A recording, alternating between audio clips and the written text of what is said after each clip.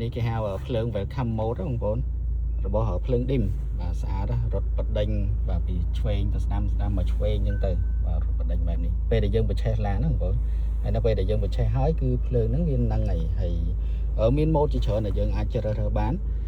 ឡាននេះគឺ NX 200T បងប្អូនភ្លើងឌីមគាត់តឡើងពីមុនមកហើយដែរបាទជាប្រភេទគេហៅថា OEM មកជាប់ជាមួយនឹង panel បែបនេះអញ្ចឹងណាអញ្ចឹងមួយជាមួយនឹង panel ហ្នឹងហើយមានភ្លើងបែបនេះបាទអញ្ចឹងថ្ងៃនេះគាត់បន្ថែមភ្លើងបាទនៅឯខាយើងបន្ថែមទៀតគឺបន្ថែមភ្លើងខ្សែនេះបាទហើយនឹងភ្លើង speaker អញ្ចឹងណា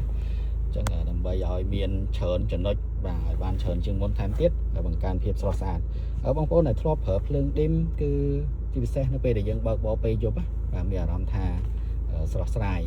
អញ្ចឹងបងប្អូនចង់បាននៅអារម្មណ៍មួយដែលថាបាទរីករាយយើងបន្តឡើងភ្លើងឌីមមកបាទធ្វើការងារហត់ដល់ពេលយប់ឡើងបើកភ្លើងឌីមបើកឡានទៅផ្ទះវិញបងប្អូនបាទមានអារម្មណ៍ស្រស់ស្រាយហ្មង